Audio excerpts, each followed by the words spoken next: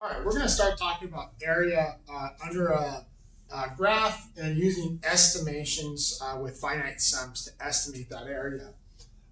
So when we're looking at area, we're actually looking at the area from the x-axis to the graph, okay? So if I'm above it, it's positive. If I'm below it, it's negative. We're only going to be looking at above it for right now.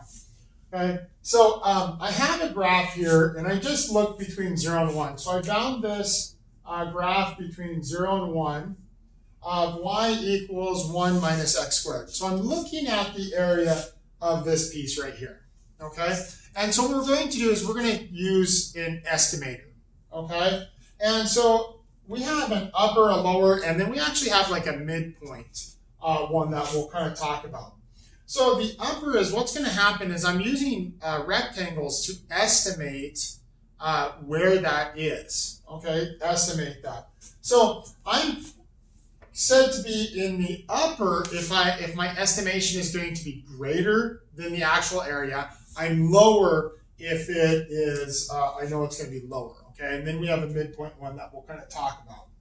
So we're going to talk about, hopefully you can see this. I marked this with red and blue.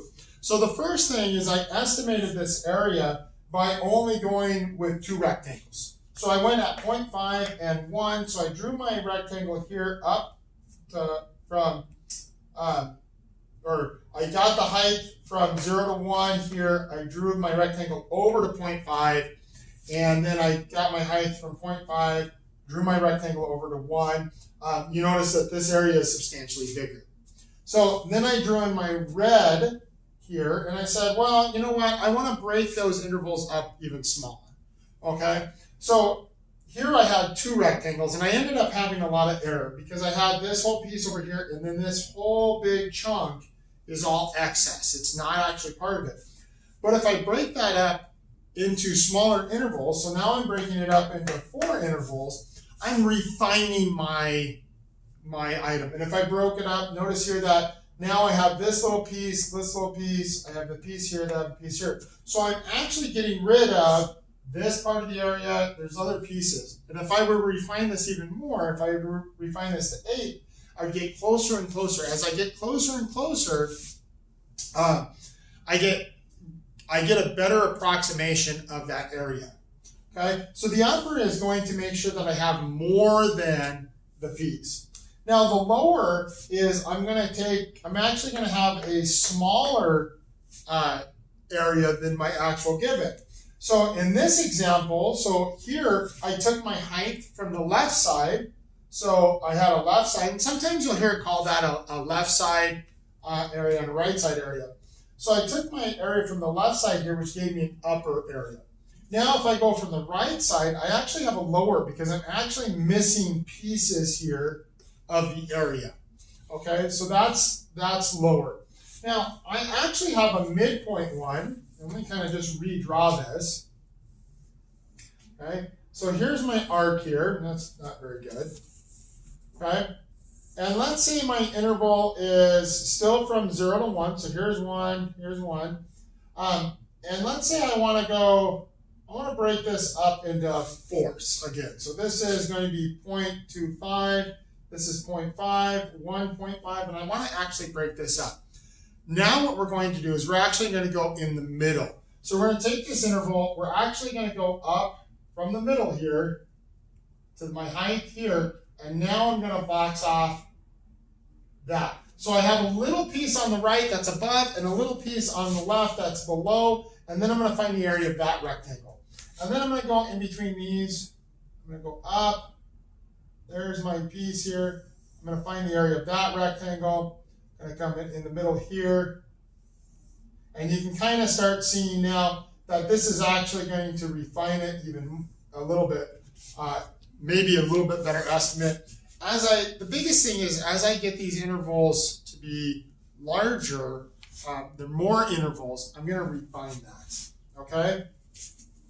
So the next one is we're going to do an example here of y equals x cubed, and we're going to find the area. So we're going to have, we're going to say the number of intervals is 4, okay? So now to find out where those pieces are going to be, I'm going to take my range, divide it by my intervals. So 2 minus 0 is 2. 2 over 4 is a half.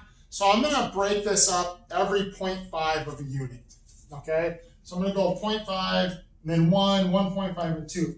So the first thing is I'm going to do my upper. So in this example, I'm actually taking the right value because the way my graph is, and I'm going to take these rectangles here and find the area. So I'm actually have all this excess piece here. Okay? But this is, remember, this is just an estimate. Okay? So now I'm going to have my handy-dandy calculator. I'm going to go 0.5 cubed times 0.5, which is 0.5 to the 4th. So this is 0.0625 plus 0.5 plus, now I go 1.5 cubed times 0.5. This gives me 1.6875 plus 2 cubed is 8, half of 8 is 4. Now I'm going to add these all up. Plus 4 plus 0.5 plus 0.0625. So now when I add this up, I get 6.25. There's my upper area, right? We know that the area underneath this is not actually 6.25. Okay, we know this is a high estimate. That's okay, it's just an estimate. Now if I go for my lower sum, I'm actually going to go from the left-hand value and create rectangles using my left-hand side. So now I'm going to go 0. 0 cubed is 0 times 0.5 is 0. And this gives me plus 0.0625 plus 0.5 plus 1.6875. Now for a lower bound, I have 1.6875 plus 0.5 plus 0.0625, which gives me 2.25. Okay, so there's my lower area. Okay, I know this is below the actual value, so the actual area is somewhere in between here. That's okay. We're fine with this. We will actually look at how to find the actual area underneath there in preceding lessons. We just want to get estimates. Okay, so we're looking at kind of going in between this. Now, could I actually find the midpoint line? Absolutely. Because now my width is still 0.5, so 0.5. Now, what's halfway between 0.5 and 0? Well, that's 0.25. So I'm going to go 0.25 cubed, okay, plus 0.5 times 0.75 cubed, plus 0.5 times 1.25 cubed, plus 0.5 times 1.75 cubed. Now, I'm going to just plug these in. Now, hopefully you understand where these cubes are coming from. That's the height of my rectangle. Okay? So now this is the midpoint one. So I'm going to go ahead and go 0.5 times 0.25 cubed. This is going to give me 0.0078125, okay, plus 0.5 times 0.75 cubed. I'm probably going to do this all in one shot. I would probably do this all in one item here. There's a kind of a simpler way to do this too that I'm going to show you guys. Okay. 0.5 times 1.25 cubed is 0.9765625 plus 1.75 cubed times 0.5.